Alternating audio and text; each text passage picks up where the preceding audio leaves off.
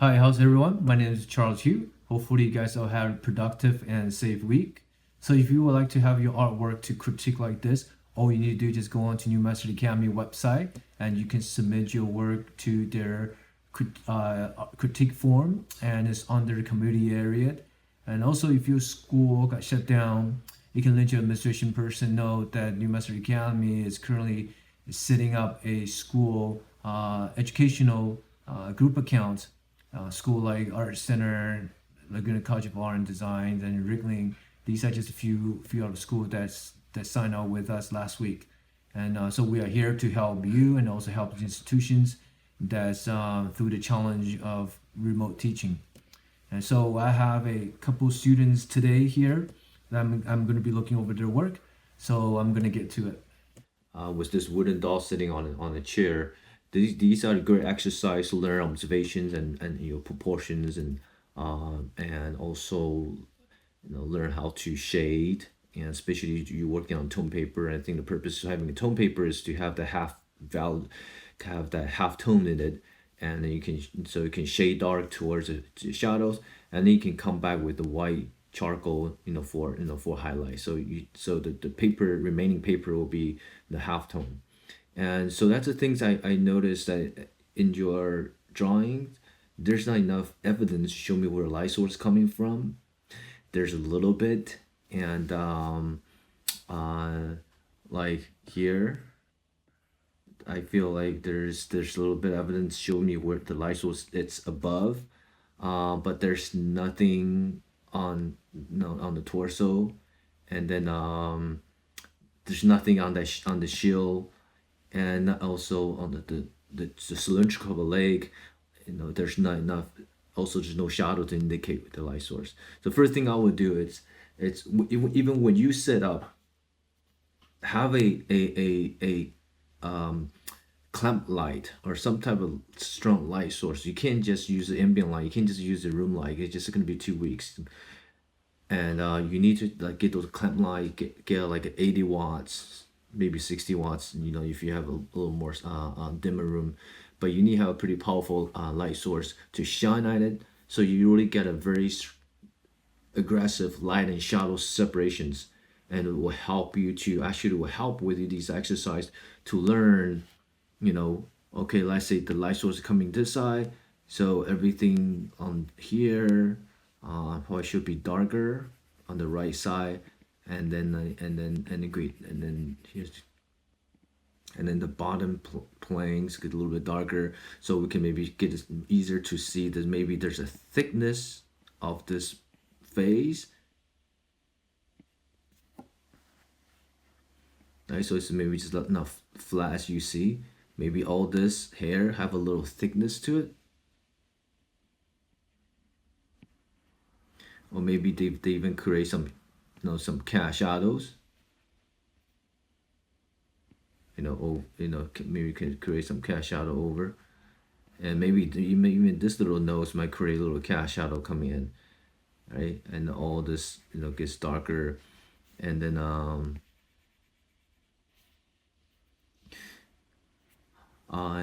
that's what you try to indicate here. Here is the cast shadow, from the head. So this is probably gonna be stronger coming across. And this is front plane. This is side plane of his arm. The other thing is it starts getting a little hard to read what's going on in here. It's hard to analyze what shape you're trying to show. I know this is a cylinder. I can't really tell what's this, and it's also a little hard to tell what's that, right? So once you got to be clear what the shapes are, does it matter? Is it a soft cloth or it's a more clear read geometric shape, but you need to be pretty clear on what that shape is.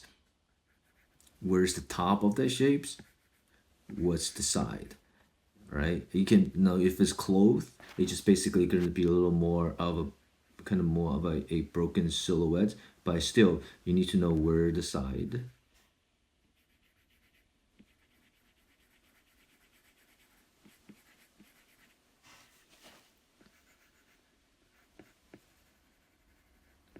See, once you know where the shapes are, make it much easier for you to decide how to shade and where to shade.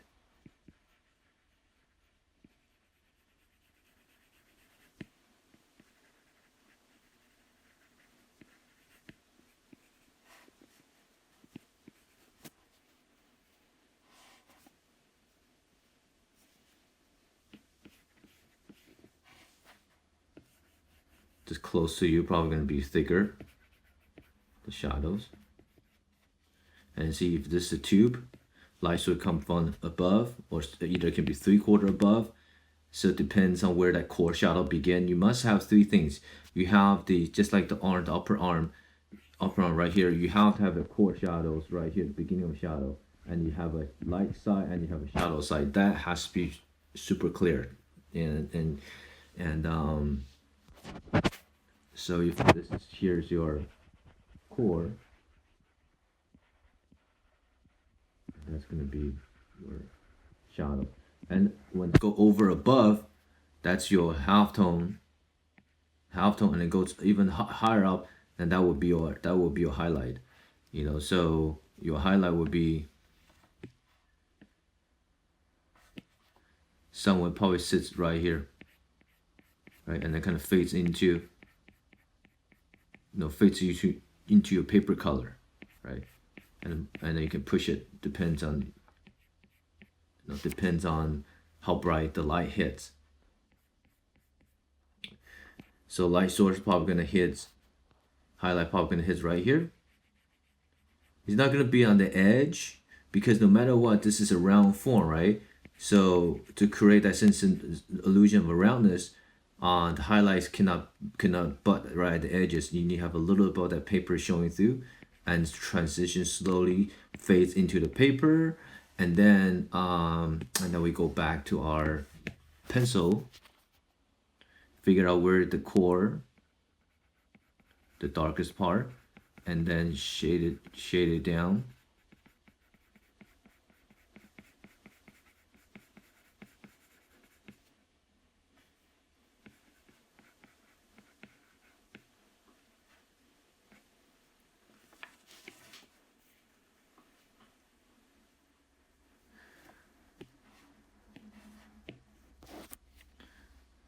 And then bring the light again back down more, and then make sure, don't put the white over the black. You need to leave some on the paper, for that, for the halftone. Usually the edge will catch a little more stronger highlights.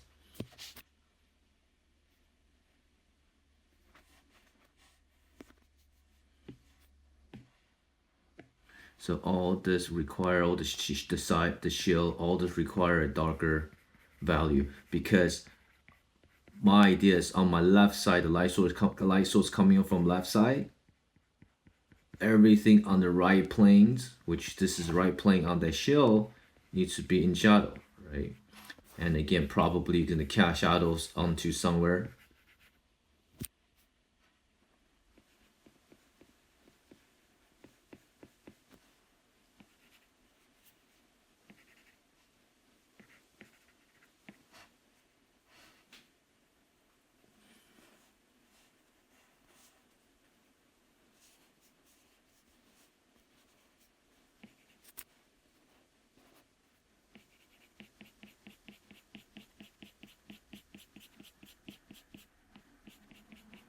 Be a little bit darker.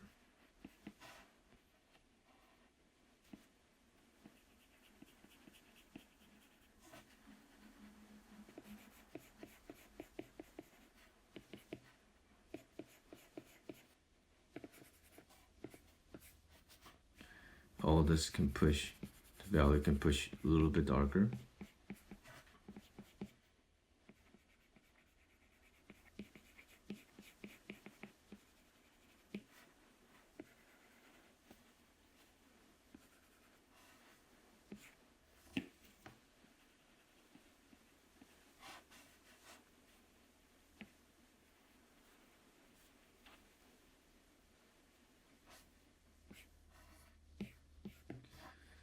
See, now you can see At least for two things, it's a more stronger contrast, right?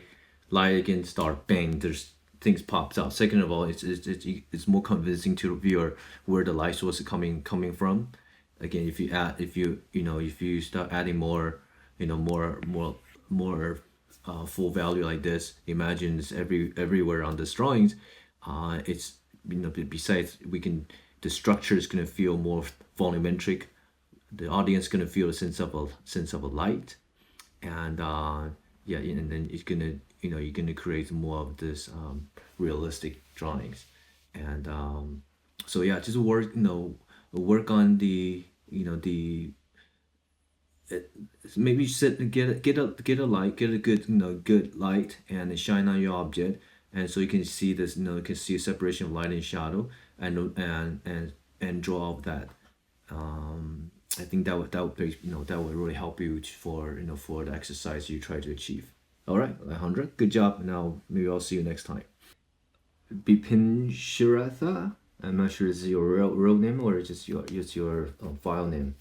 But all right, you got some nice gestural figure drawings here, and one thing I'd like you to do is make sure draw with your whole arms and keep your pencil a little bit sharp, a little bit sharper. I feel like the pencil line weight is a little dull, and again, when you draw with your whole arm, you're gonna create more of an elegant line like this. You can get thick to thin, right?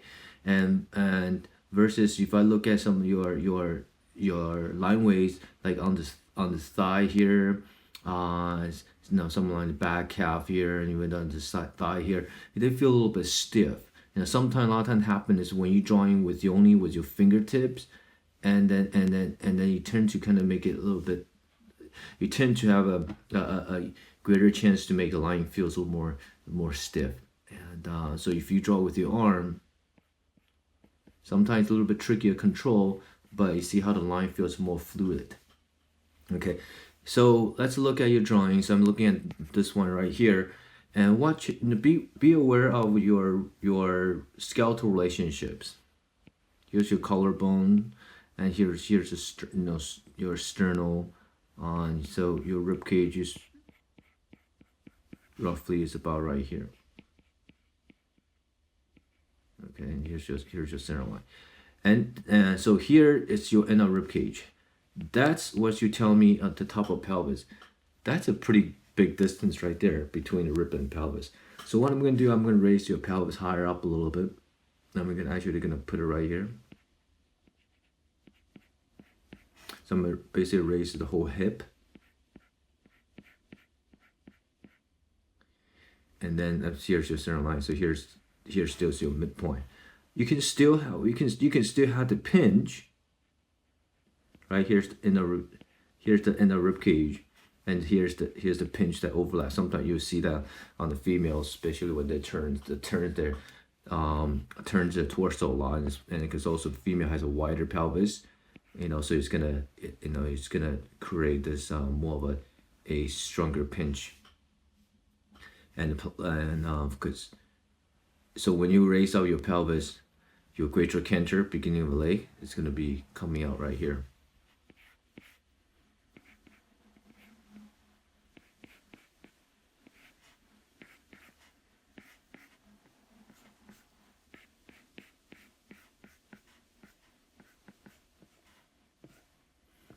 Drawing through.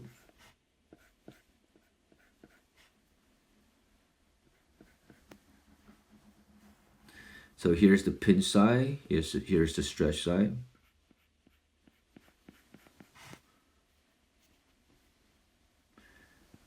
Narrow waist, hip kicks out to the pelvis, and then back to the back leg.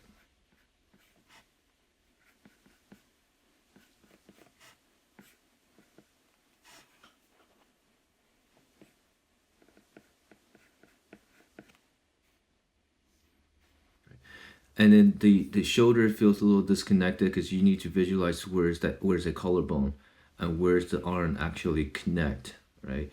And then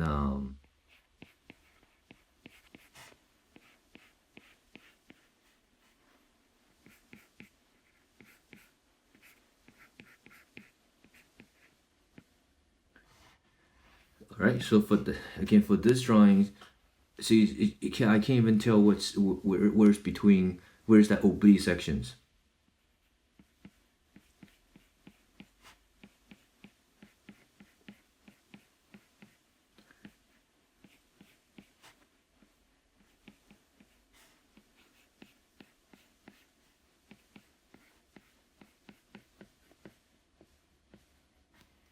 And this is going to continue, this line of action is going to continue, falls to the back leg.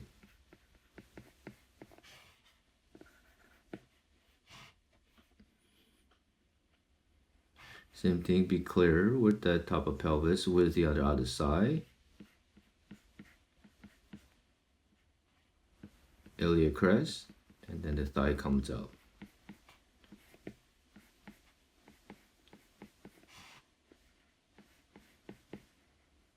And since this is pretty low angle, everything below, like the lower part of her thigh, probably gonna feels, you know, significantly larger.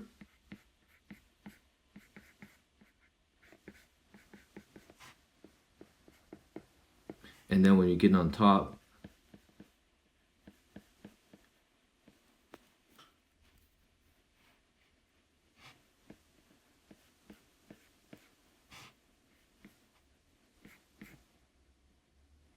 then we can afford to make everything a little bit thinner, a little bit smaller, so we can have that greater sense of perspective. If you look at the mid drawings right here, see how the torso feel very rubbery. There's no sense of structures. The shoulder girdle also feel a little lack of structure connections. So be clear. And then see, this is your gesture of the back of the neck. This is your spine, which is the spine that on the back side is the center line on the back side of the torso. See, they're not really connected, right? So you got to make sure they have to connect or relate.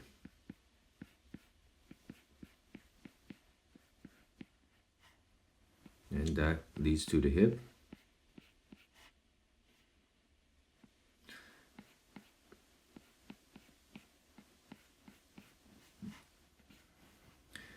Give a sense of with that shoulder blade. Trapezius leads to that arm.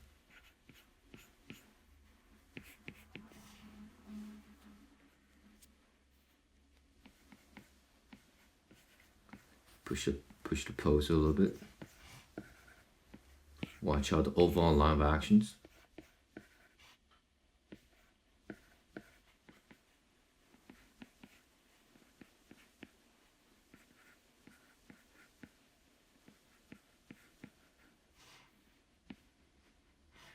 All right, so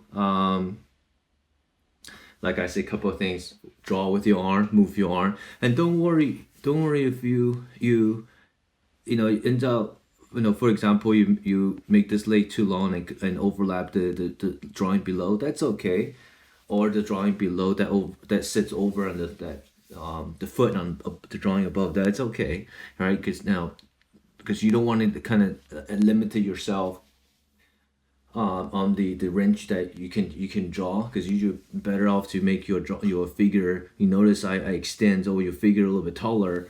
You know, they feel your proportions feels on a little bit on the short side, and again, same thing, if you make your figures short and gestural wise, it's also going to feel a little bit stiff.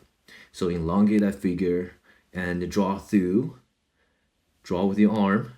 Make sure to understand the skeletal relationship when when you're working on these drawings.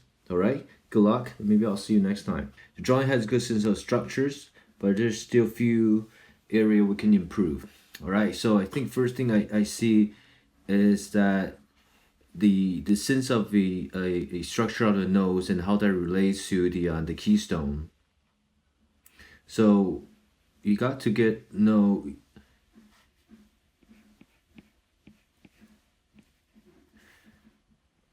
where's the top plane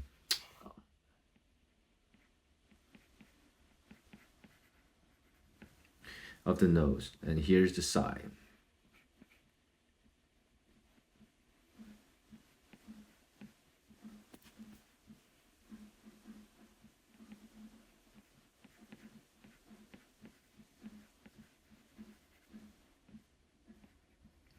top of wing here, side of the wing, and this is which you attach to the side plane of the nose, right?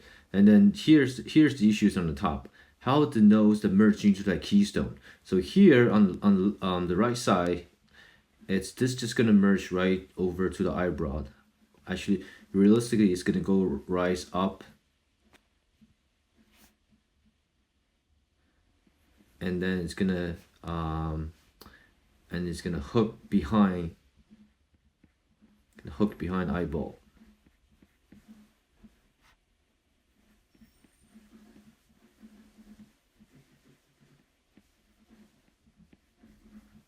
Here's the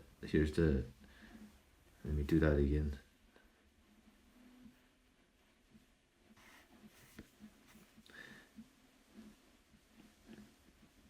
Here's the top plane of lower eyelid, and here's the bottom.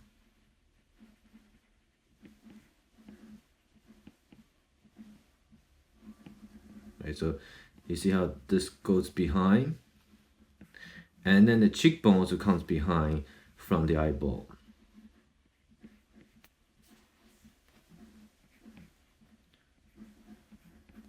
Right. So here on the left hand side, you see how to continue. This can still gonna lift up because he's doing some type of expressions, but still need to get a sense of how this whole structure. Here's the side of the keystone, right? This relates to the side of the nose.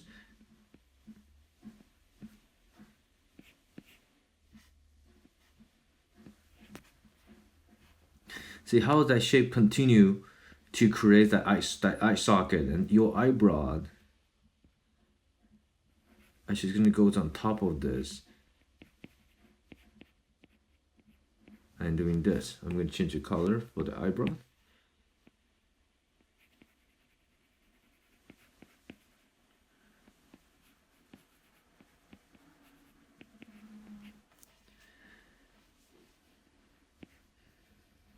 Okay, and then go back to this.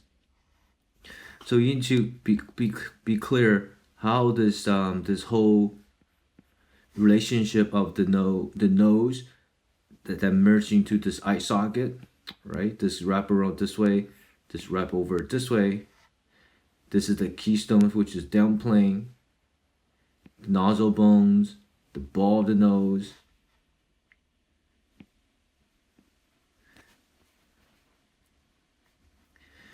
And once you kind of get the sense of how this socket is created,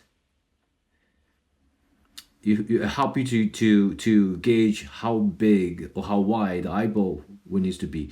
Here's the inner part of the nose.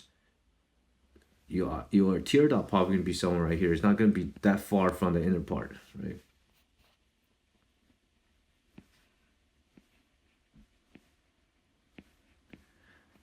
And that's gonna be how wide the eyeball. So you always get about right, but it feels a little bit wide.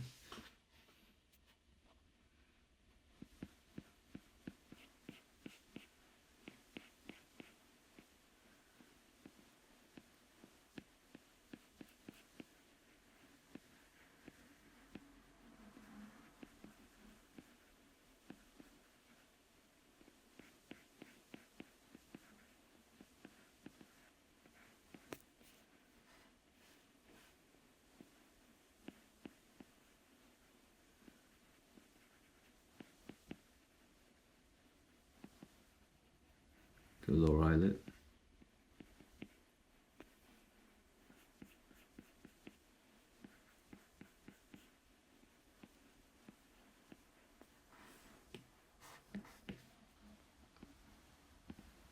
So you're gonna see a little bit of the inner part. See how the inner part of the upper eyelid, and you're gonna flip down like this. Your pupil.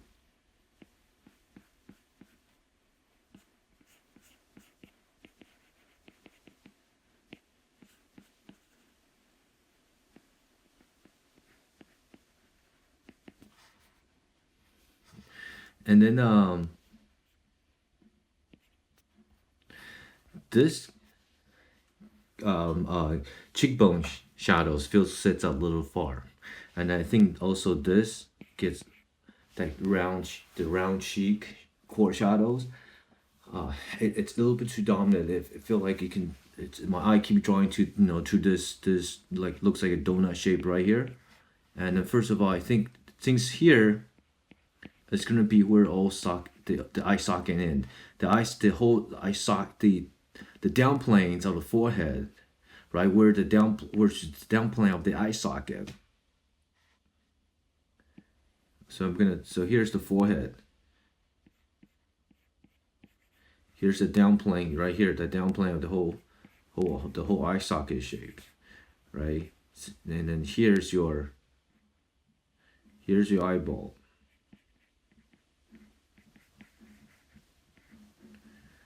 So it sits about where that midpoint of your eyes, and then it's gonna continue swings out towards the bottom of the nose, or sometimes can be if for a person has more protrudes out muzzle, I believe he does, which we're gonna get to that.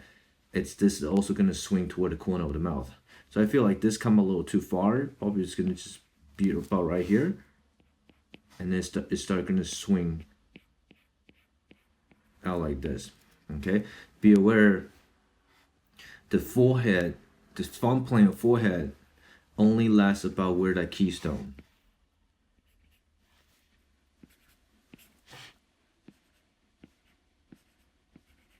So that's a front plane. Here it's going to turn to corner plane, and right about where you have that corner right here, this edge right here, now everything goes to the side. So right here on the contour right here, we can show a little bit of the top and also the front. The ear feels a little too straight. We can angle it a little bit.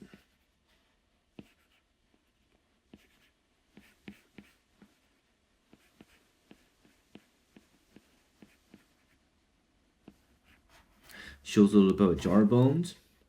Be aware. Always track where the center line of your face. Right? Although, I'm gonna move down to the mouth. Here, somewhere right here, it's the center line of your face, which is the bottom of the nose that attached to. Our muzzle, our mouth is gonna protrude out forward because it's the barrel sits underneath. And often, if you look at it for your full reference, this line right here, the width of the muzzle, it probably gonna be coming out a little bit further, because it's like it works symmetrically. Here actually it's not the center line of your mouth.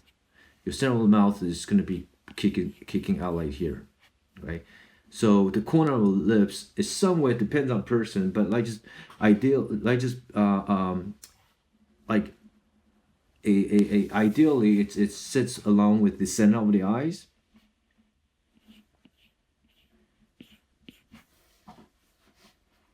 So what I'm gonna do, I'm gonna kick out the center of your lips forward just a bit.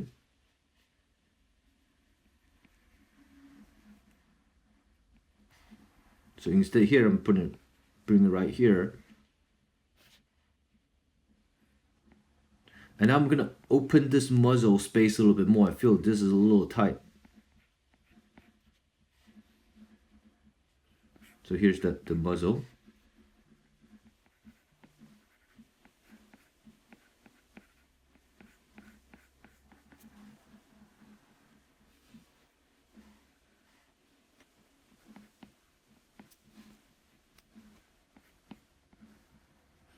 So you got the center of the lips, teeth, center of the lower lips.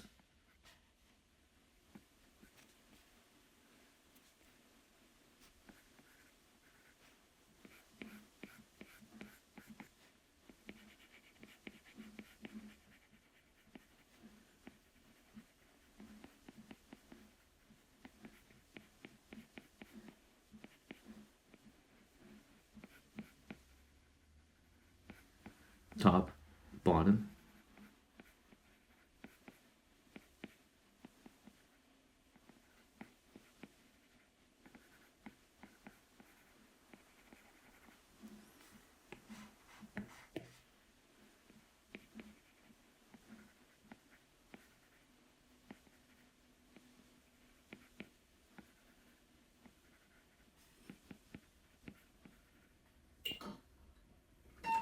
Sorry, that's my cuckoo clock.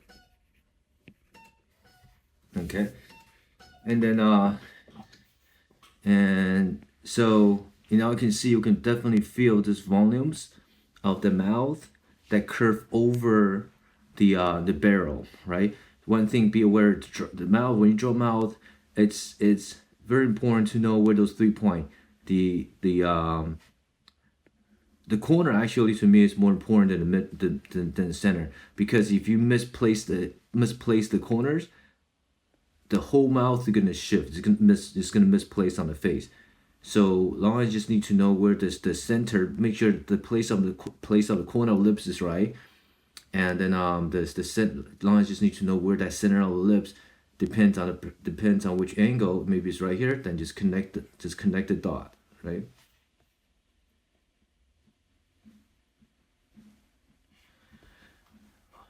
All right. So here's the muzzle. Here's the other side. So this cheek right here is gonna probably depends. If you have a very protrude out muzzle, this cheek line right here is gonna hide behind it, and then you're gonna feel the muzzle, and then the chin's gonna protrude out. So where's my chin? So here's the center on my bottom of my lips. That's probably gonna be the top center of my chin, right? So and here's probably gonna be the front.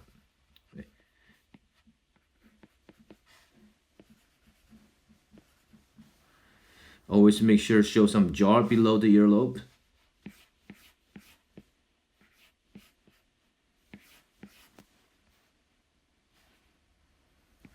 I believe we can open out his forehead a little bit. So corner plane, right? Side plane. And here, right now, this is diaphragmatic arch. There's a cheekbone that kicks back. Now we can, right here, the hair is gonna kick, probably gonna kick out.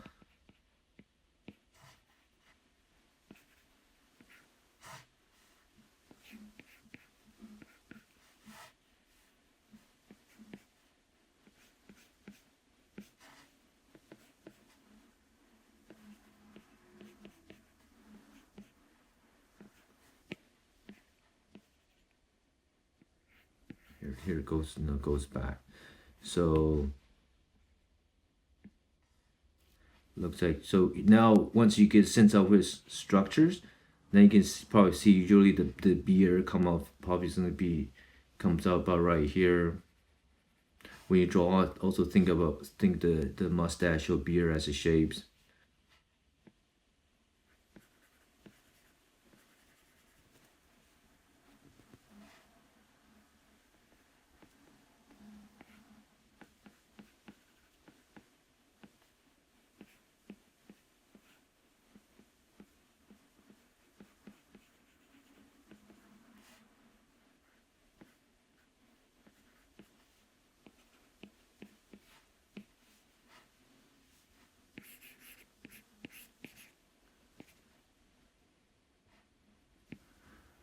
Center part again, top center part of the hair.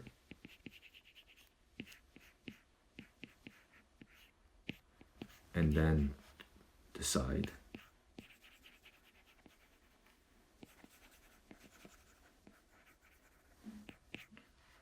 Maybe some highlights right here.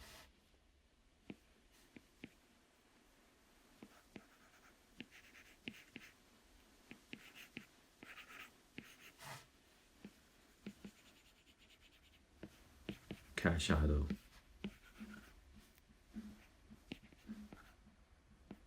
All right, so let's still like work on those structure on the head, right? And then be aware of how things align, making sure how each structure feeds to another, right? Nose is hard. Nose is tricky. I always think students have get that nose wrong. Just takes your time to really box it out, making sure knowing exactly where the top of nose versus side, and how that merge to that keystone and merging to the eye socket. All right. So Lauren, good drawing. Just let's do a couple more and practice. Practice, maybe just practice on the feature yourself, and then maybe I'll see you next time.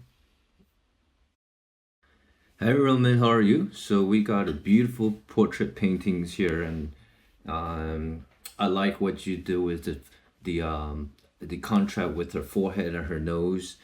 That's the contrast against the orange, firing orange background that really sits her head forward. And I think what you done, paint like how do you paint her face, the subtlety of it is really nice.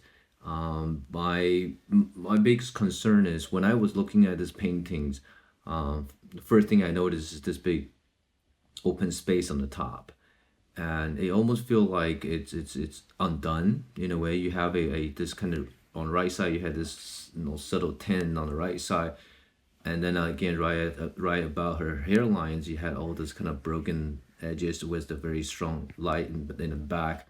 It creates a lot of tensions, and it feel like it's unnecessary tension needs to be there. The second no second of all, when I look at the lower left, and first of all it took me some time to realize those firing orange. I thought was just a kind of a flat background, a seamless in the back. But then I realized those are actually it's our forest and the trees behind it, because then notice there's some tree branches on the bottom. But again, this whole section right here, for well, two things. One, the tree branches feels a little forced to put it in there. Second of all, we don't get a sense of where her shoulder line is, and if we don't have a shoulder lines, there's not enough evidence to show us the space. There's not enough evidence to show us she in the front or in the back of those branches. I'm pretty sure that she's in the front because she's in the foreground most likely. And as the audience, we would like to know, so where's the cutoff line? Where is the overall the silhouettes, the completion of the silhouettes of her, versus what's behind it. And so first thing I would do, and in this case, it's not so much about your paint quality, it's about how you group your value and how you engage to the audience. And so first thing I would do, I would just take that fire orange, I would just kind of bring them up.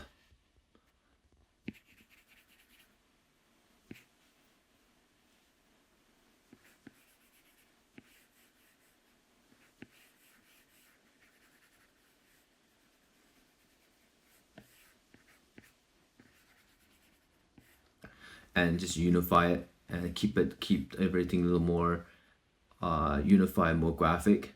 And in this case, I wouldn't even worry so much about tree branches. I would just basically do a gradations, a nice gradation of orange light toward a dark.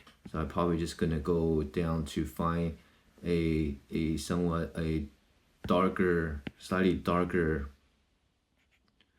orange. And if you notice, I can still use that to surround your silhouettes. Maybe even design a push a little more. So it can help you to pay a little more attention on the different subtlety on the silhouettes of her face.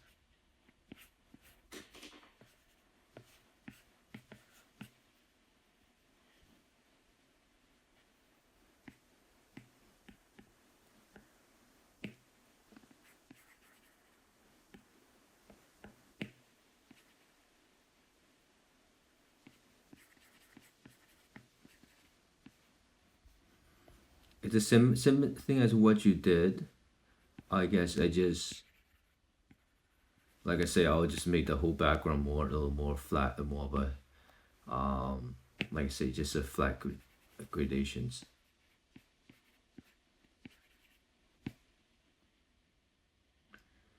All right, in that case, it's solved that problem in terms of where her shoulder is versus where's the background. And then the other things that you can also think about is this shape right here, her neck, right here, and also this shape right here of her collar. you probably know what we know a term that we use in figure drawing a lot is gestures. And gestures, it's this what you have here. Your hair has a gestures, right?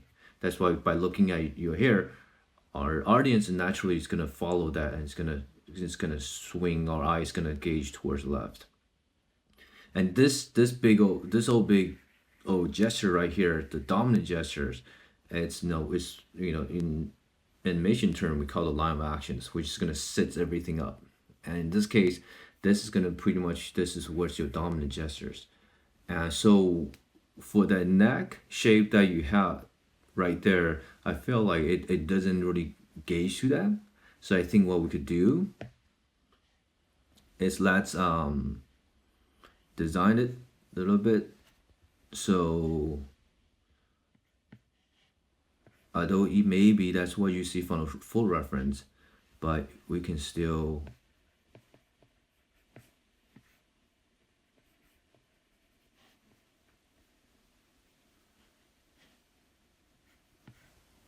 curve here the contour a little bit to make it a little more organic.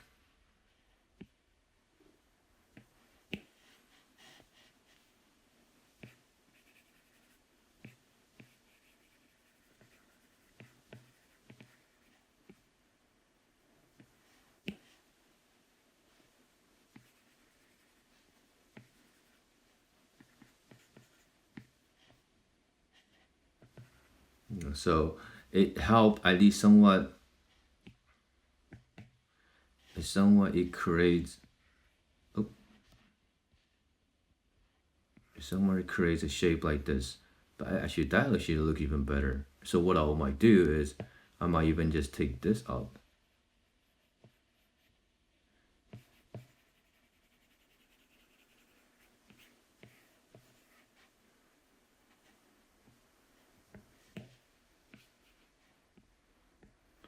And actually just gonna drop this down a little bit quicker, like this.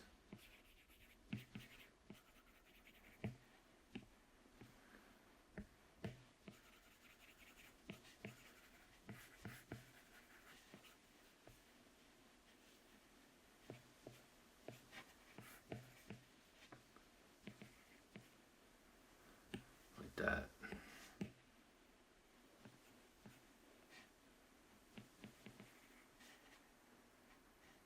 Maybe you can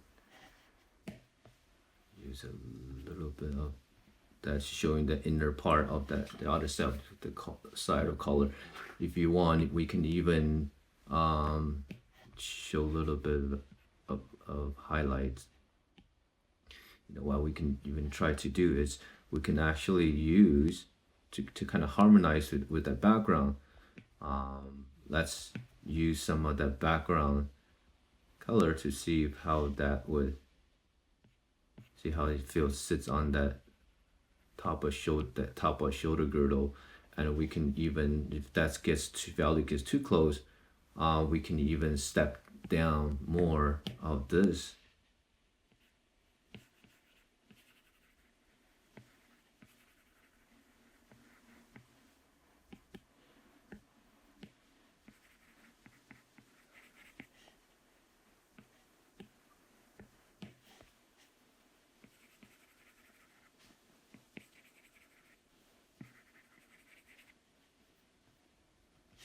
And I think that's gonna help to separate, right? But to watch out, see right now by painting all this gradation, I noticed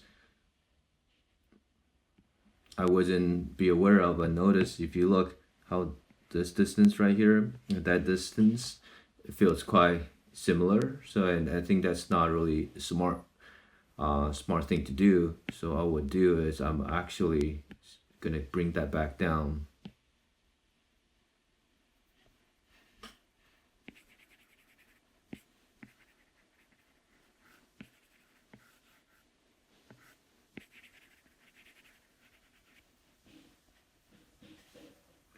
Avoid there's a line there.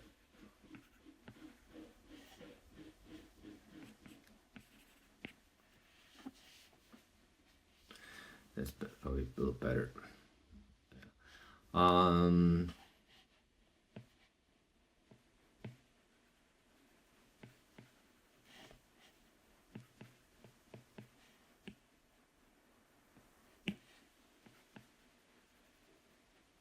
there we go. So give a little more shadow underneath her neck, so help to create the little down planes right there. And you can see now everything, it's has a little more clear identity to to themselves.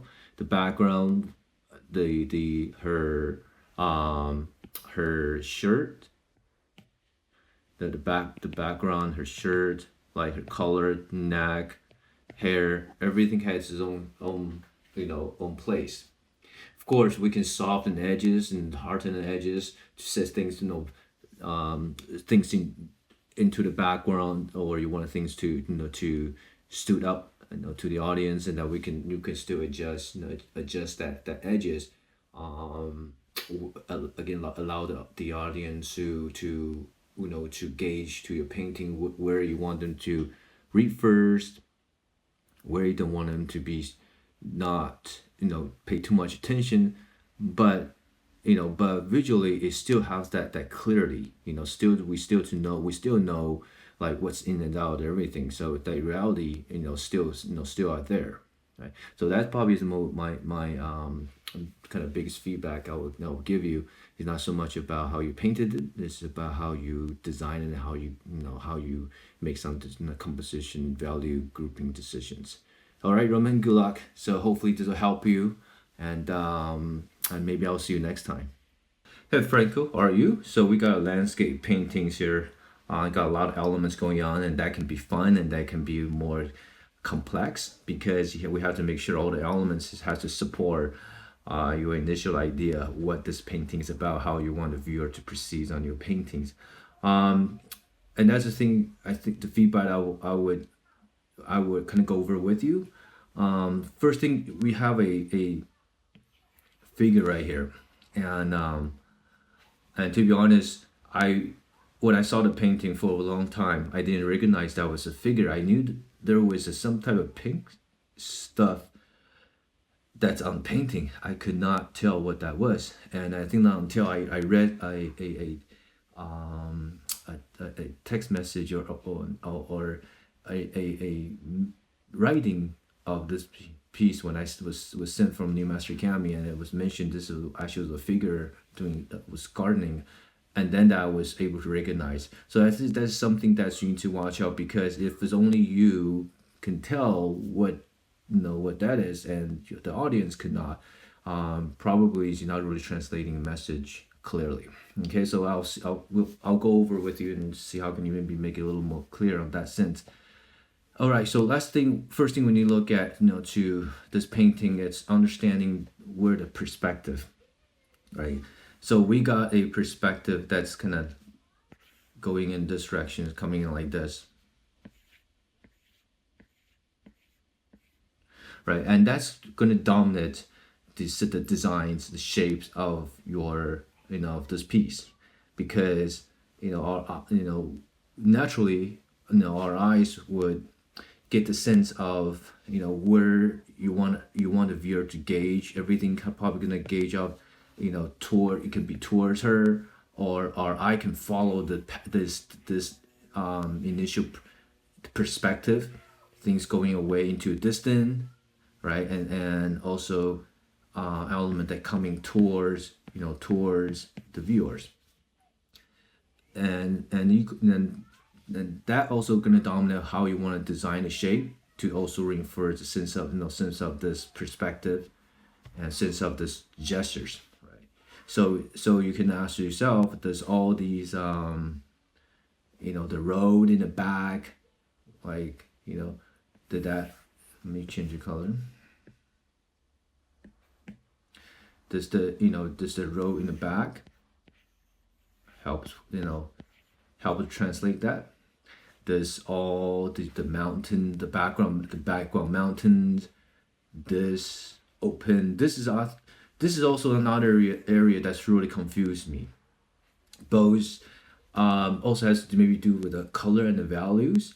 It's a very dark, heavy area. It sits right almost in almost as dominant as the paintings. I was trying to figure out what that is. I was thinking maybe this is it's a water because I see some of these reflections.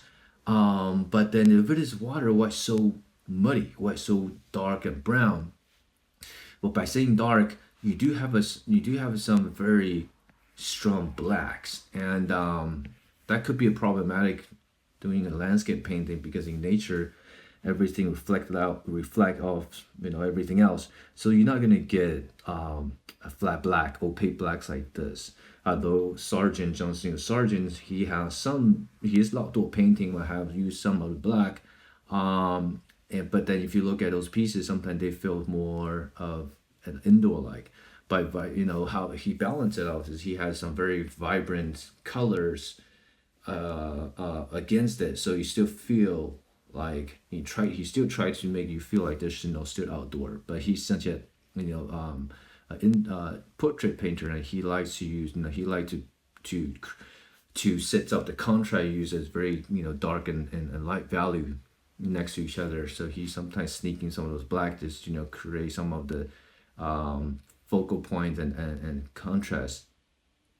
But then if you look at his watercolors, then you're gonna feel a lot more natural, a lot more outdoor, because you can't really get that black with the watercolors. So watch out for your shape design. Again, the other thing is this right here, that foreground highlight catch on the bushes. Two things. Well, it looks like this painting was done someone using a palette knife. I personally never really like to use palette knife. I like to use brushstroke because I feel I can control it better, and then I can put down the brushstroke exactly how I want the shape to be, and I would be really precise on that. Be very be careful and focusing on how can I design the shapes using my brush. So right here for two things. One, the shape itself is really repetitive. By saying repetitive shape, that's something you need to be concerned when you're designing your piece. Because also if I look at the figure right here, you can use a different color. If you look at your figure right here, and also look this bushes right here, this overall shape that feels really identical, right? So basically you are kind of repeat it kind of twice, and that kind of flatten the design a little bit. So these little highlights, you're doing that 4 times, and I probably we can do it differently. Usually 3 to 1 is better, so we can group this 3 and leave one. I can isolate one, that's fine, but you just don't want it to have a same tempo throughout, right? The other thing is, because if you go back to look at our perspective grid again, let me tone down the opacity a little bit. You notice everything expands towards the viewer, right? So get back to this little pond, this water area right here. It's not really help, especially when this come in and kind of cuts sits in front. It doesn't really help with that space, and also doesn't really help us with that bring the viewer towards your main attraction, which is figure. So what I probably would do is I probably would open this space up. Again, create that pathway, design all this element beside it. I would also try to design a shape instead it goes horizontally, which doesn't really serve serve anything.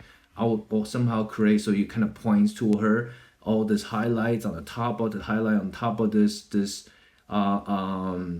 bushes here. And also instead it goes rectangle like this, I probably would design it So you will also kind of doing somewhat like this.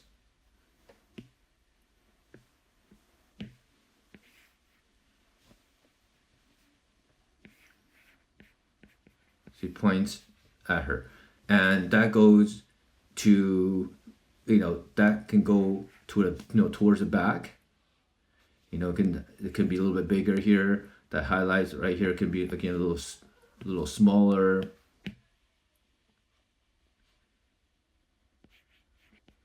A little smaller and smaller. Again, create arrow perspective going this way, and also gesture going towards her.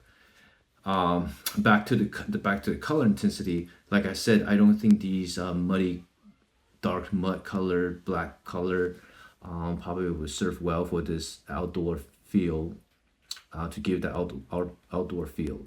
So what I did, because the time restrictions, I actually did a example. Just want to, to show you what I come up with. Okay, so you can see it right here. Okay, sorry, that's my cuckoo clock. And you can see what I was saying, how I opened the space.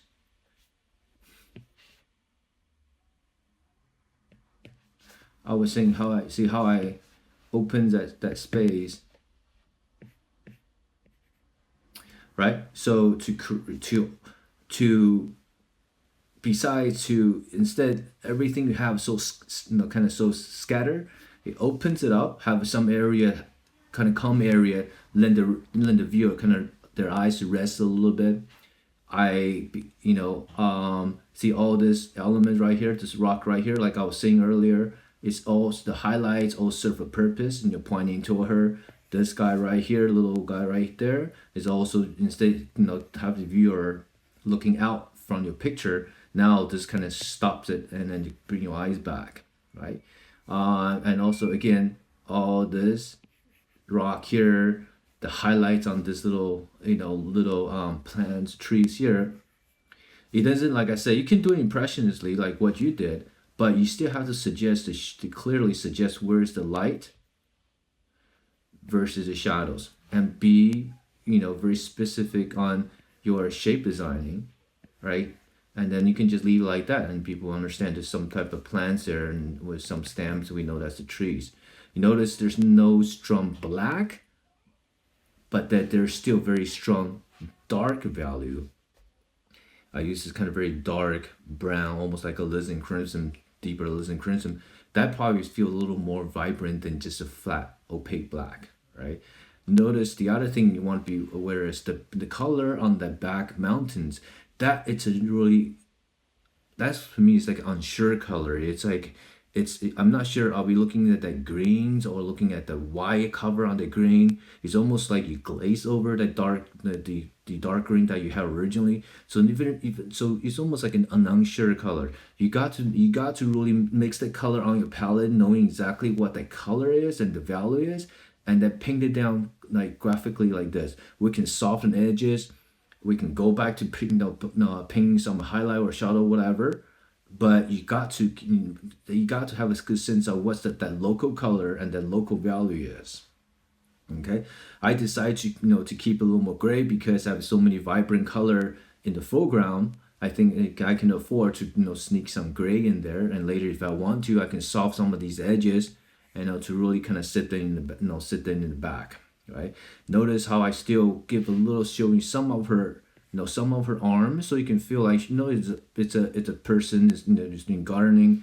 I still have dark against the light. You can still feel the contrast when I zoom out. You can still definitely feel the contrast. You can feel the light, sunlight hitting on her back versus use the black. And again, it just feels a little bit on nature, right? The other thing is, again, look at the shape of the head. You got again that big dark stripe that you have in here, that almost looks like identical with the shadow on below it. Like I was saying earlier, you repeat, you kind of repeat the same element twice. You actually breaking up, making all this 1, 2, 3, 4. It breaks out 4 almost very identical pieces. That probably is gonna separating it too much. It's just a head. You want to unify it. You want the overall silhouette looks like head, right? So instead just breaking into little, you see how it just I think that's one of the reasons it's hard to tell was the figure. Besides, there's not much evidence to show that it's a torso there, and also the head.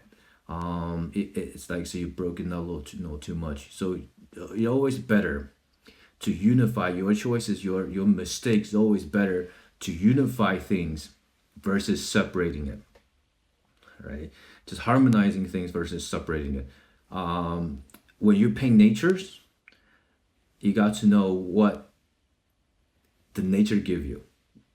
What that means, when you're painting nature, you're painting color, because you probably appreciated color in the nature. That's why you chose the subject matter. Everything it sets up by the light source. All right. So in nature, we got two light sources. We got a sunlight, right, and then we got the atmosphere, the skylight, which is blue. Depends on the time of day. Depends on which area that reflects of what. You need to be, so in this case, I'm creating this kind of almost like golden orange color versus this kind of bluish, some blue purple, so kind of like complementary to each other, and use that to, and then you can feel their sense of nature of a sunlight, and then there's some area I have some blue, that's kind of like showing some of the sky that maybe reflecting onto it, even though this overall is gold, the water is golden brown, golden color. You still got some of the blue skies in it, and see the pathway back there also have some blue. I can make this highlight a little bit of blue. That will still be okay. All right. Look at the highlight shape. Yeah, you're still pointing towards your elements. So these are the things I really want you to focusing on,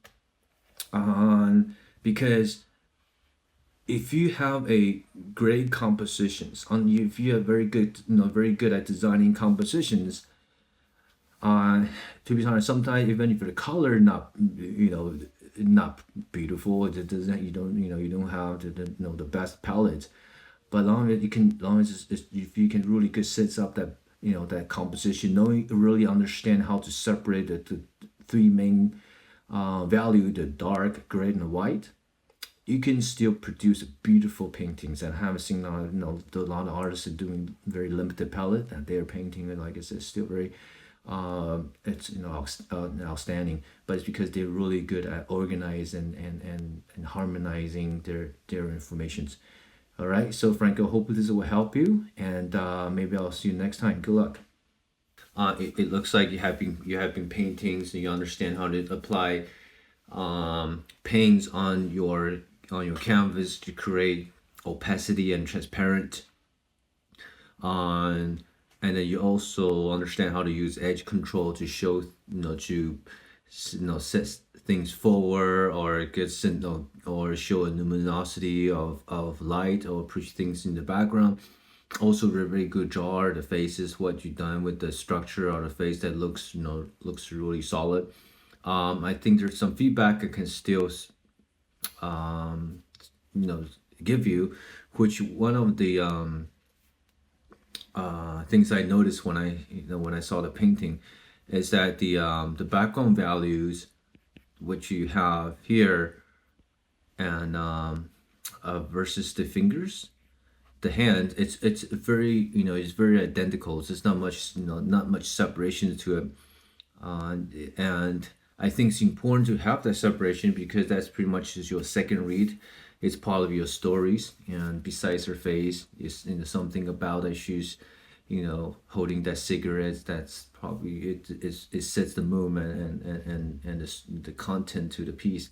The other thing is, I feel like when I look at this right side of her hair, although what I was mentioning about edges, you have a pretty strong edges here, and it's pretty strong contrast on top of her head. Here also, because of the edges, it creates even more contrast. And then I'm not sure those are the necessary contrast you wanted to push, because ultimately you want people focusing on the beautiful portrait you painted. I think so first thing what I would do is, let me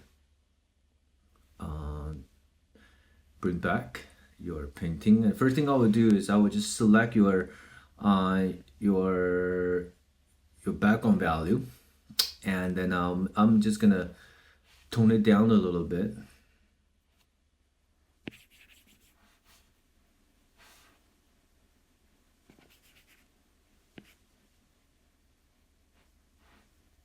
Actually, I'm gonna select a little bit darker. Here we go.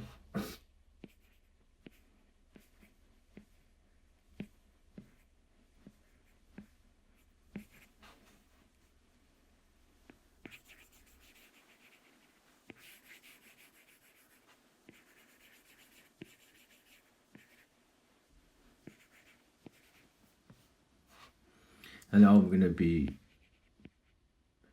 pretty cautious right when I come around your foreground. So right here at the hands, that's when I want to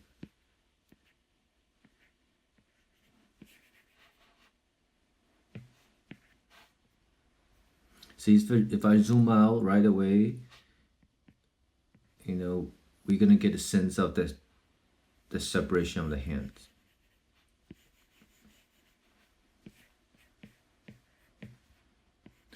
I'm gonna close this value, bring the value a little closer to the hair, so you're not creating that much of a contrast.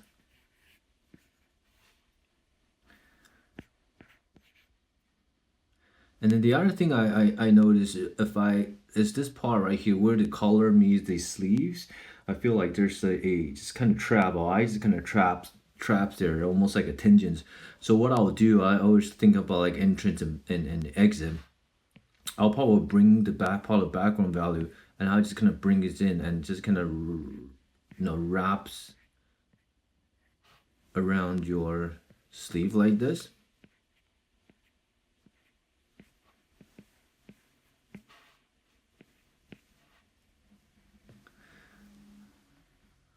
And right away you can see how that's, besides you give a little more identity where the arms, the sleeve versus separated from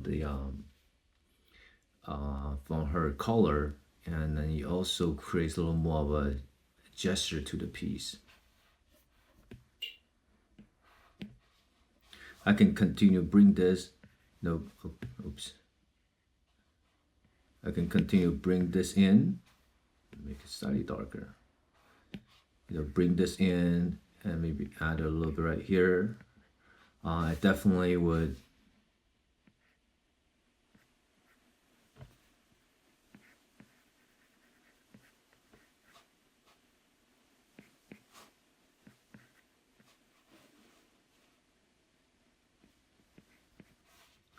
that helps to also give a little more of the the contrast. I can also come back in to darker this section, maybe turn the shape a little bit.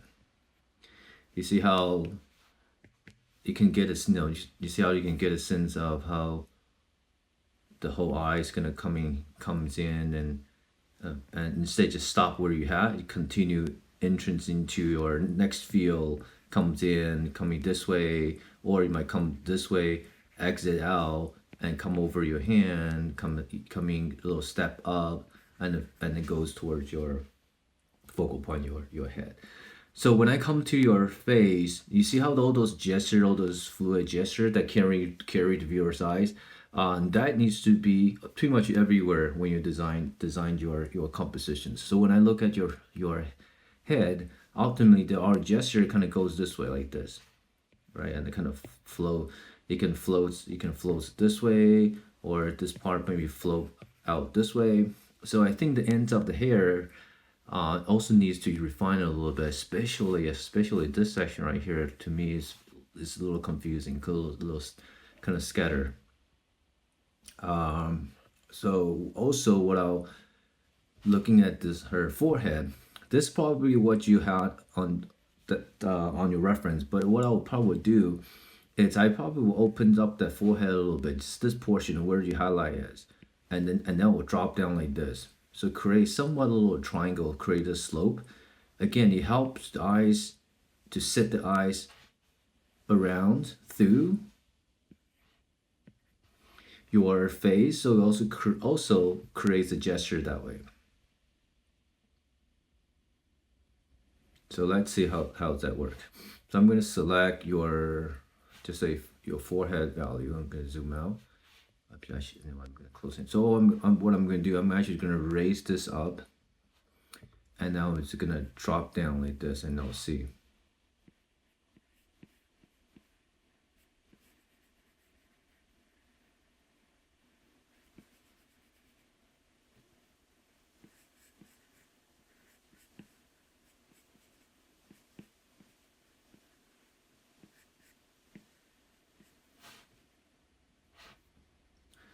I look at how that shape reads, and then I can refine the edges and then soften the edges, and take what you have and just kind of blend in and then give the half tone.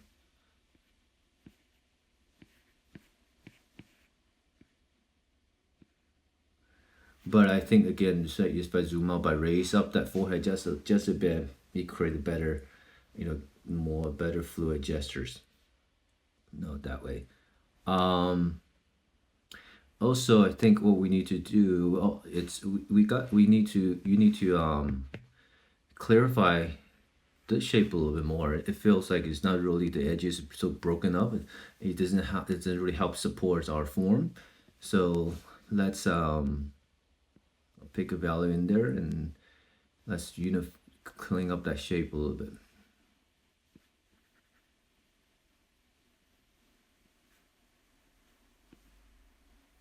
A little bit darker. The shape goes up, and it goes around the crease that create the ball of the eyeball, and this is gonna step down.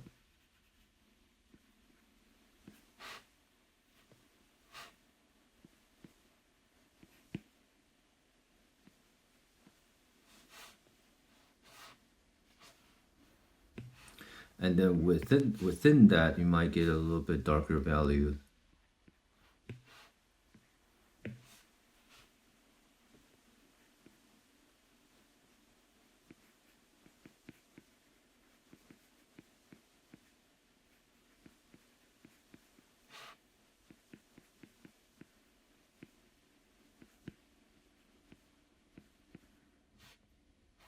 In there like this, and that goes to same as your shadows. Shadow side.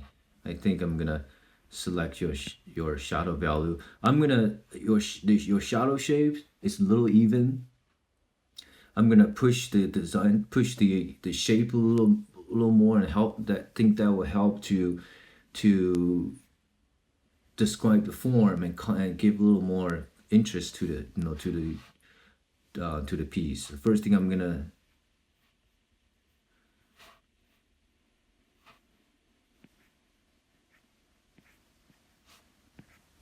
push that lower eyelid shadows, clean up this shadow shapes.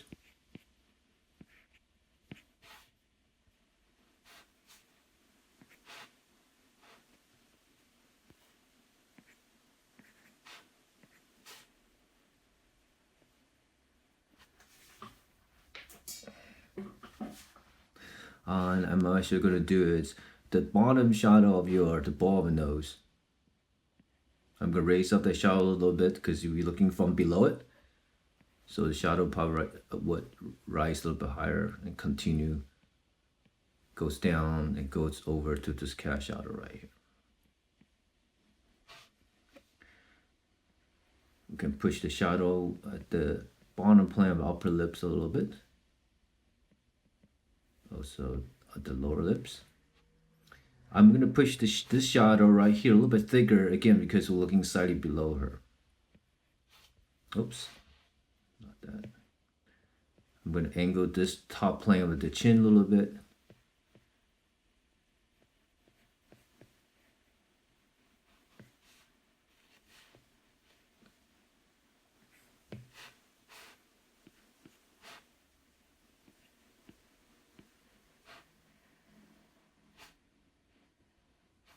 And then I'm gonna continue. This is the part that the neck part I feel like a little too much going on. Let's just simplify it.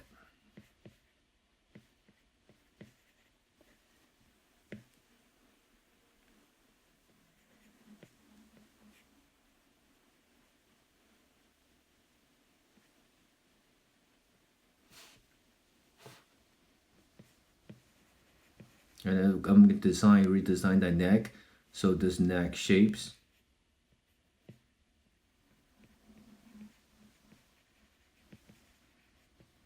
See, also has this nice kind of fluid gesture that pointing down toward the jacket, the fur jacket. And then we can come back in and solve these edges.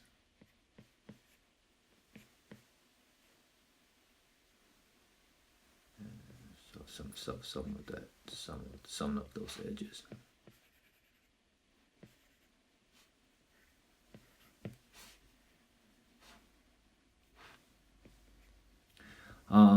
So again, the hair, like I said, we can redesign.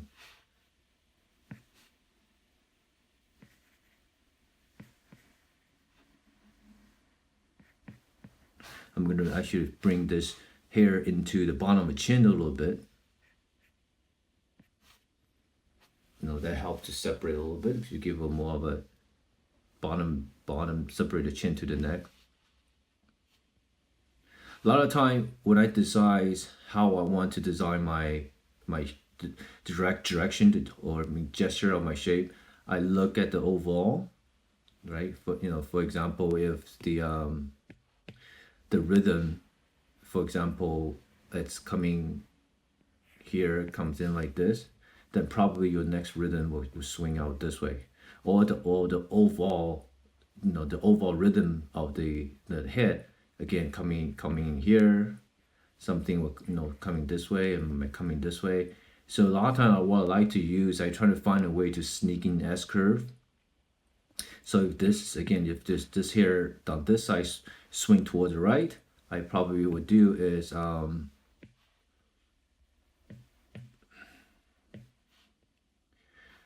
probably it's a safe way for me to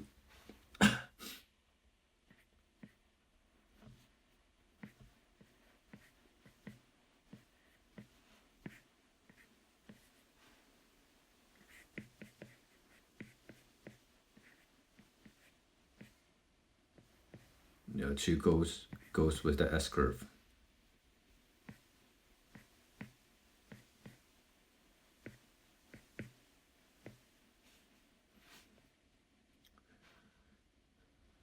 Because we are more on the right side of her face. So in this case, what I can do, I can sacrifice a little bit on the left side of the hair.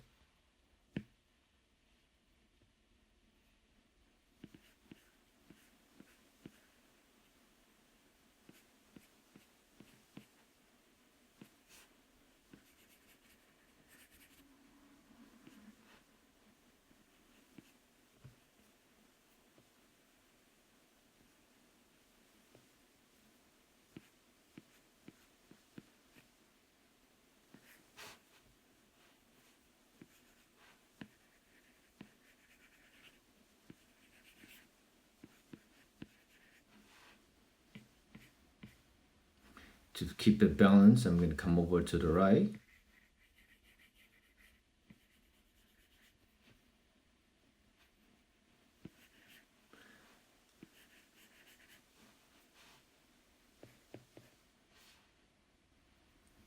And probably next thing I would do also,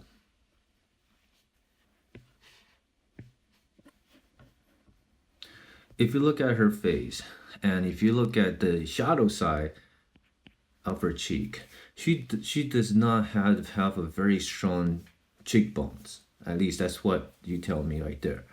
But then if I'm looking on this side, the light side of her faces, where you have her hairline all the way to the corner of her eyes, all these are cheekbones.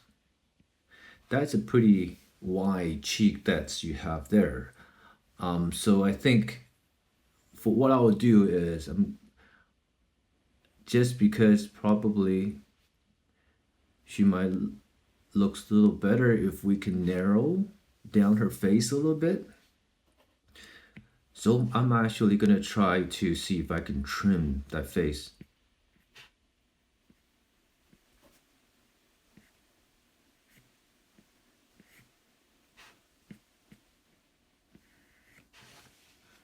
Down just a little.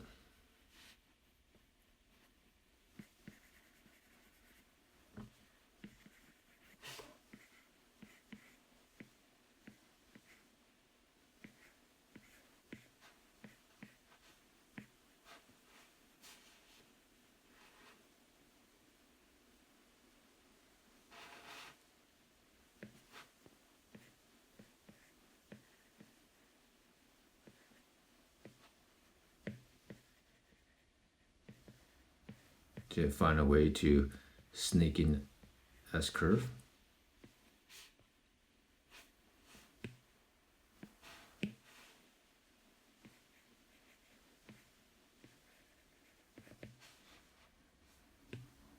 Trying to set up where my strong light I can sneak in. Create again, help to create separation, create contrast. All this. I could come back, add a little more here, a little bit, here and there. Definitely that forehead we could pump up. Oops, maybe not that much. You can still create a hierarchy. You can set up that highlight on the forehead really bright. I don't have the time, but that you can actually slowly set it up and to make it really bright if you want.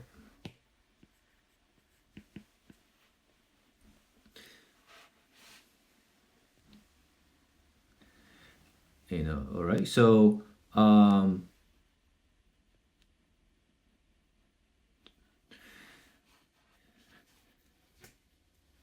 so it's you see how it's since this is a monochromatic painting, so it's mostly just about like design kind of value issues or edges or shape designs. It's kind of pretty much just same issue we are dealing with when we draw. And then so hope this will help you. And I would actually thickening that cigarettes a little bit somehow feels so thin and feels a little bit unbalanced. And let me try to see if I can get this.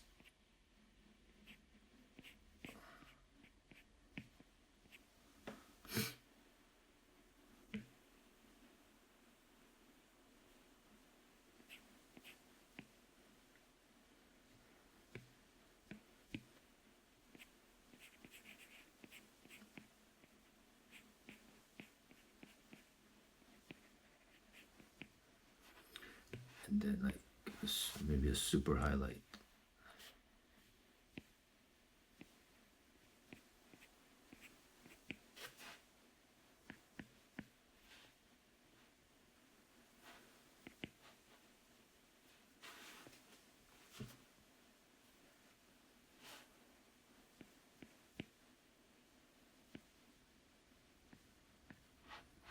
Yeah.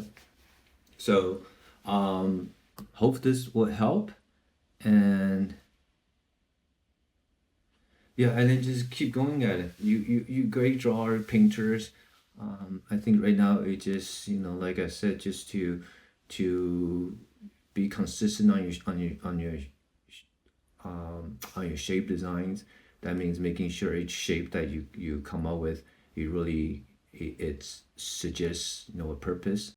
All right, another round of good work. Thank you for the artists who submit, and also thank you for the artists on our community forum to giving other artists your written critique. We are here trying to help many as we can through these videos. So if you can do so, please give your most constructive criticism. And I also mentioned this before, our beginning drawing courses are free. And also, if that your school administration person know that the New Master Academy, we're currently setting up an educational group account. And that's it. So I'll see you guys next time.